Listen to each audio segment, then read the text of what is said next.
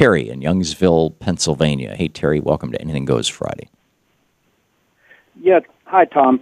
I just wondered if you ever read an article called How the GOP Became the Party of the Rich by Tim Dickerson. It was in Rolling Stone magazine, and it really lays out well how Dick Cheney hijacked the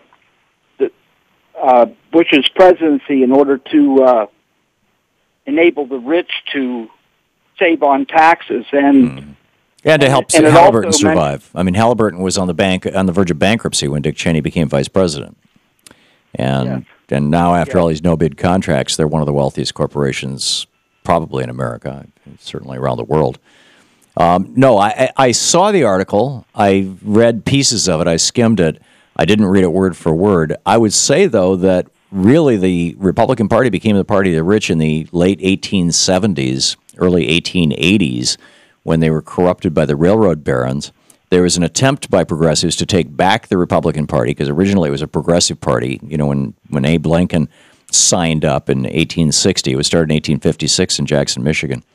And, you know, originally it was a progressive party. Then it was hijacked by the railroad barons in the 1870s, 1880s. And then in 1901, when McKinley was assassinated, his vice president, Teddy Roosevelt, was a closet progressive, and he came out and started pushing progressive perspectives, and the progressives came back, and you had progressive Republicans right up through the early 1920s, and by the time of the presidency of Warren Harding, they had pretty much stamped out all the progressives from the Republican Party, and it had once again become exclusively the party of the rich, and it's pretty much stayed that way ever since. Make sense? That's really interesting. Yeah, no, it's what's happened, and there was this kind of dark period where you had one president, Grover Cleveland, was the only Democrat elected president from the time of the Civil War. After Andrew Johnson, Lincoln's vice president was a Democrat, and so of course they tried to impeach him. But from that time until Woodrow Wilson.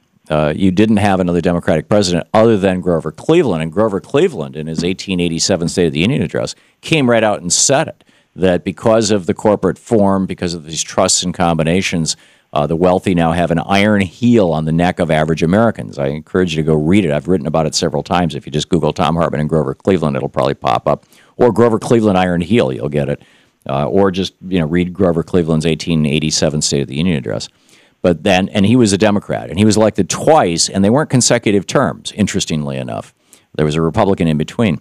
And but that's kind of the thumbnail history of the Republican Party. And in modern days, it's gotten much more toxic, certainly with Dick Cheney.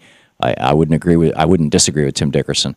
But, the Republican Party has always been the party of the rich. Dwight Eisenhower sort of moderated that and tried to make them the party of the middle class. And in 1956, if you look at the young Republicans, they had posters talking about how, we're all in favor of labor and, we've expanded Social Security, and it was part of the Republican Party platform. You read the 1956 Republican Party platform. It was more moderate, but still they were the party of business, the party of the wealthy interests. And now they're just naked about it. They don't care what anybody thinks. Terry, thank you for the call. Mark.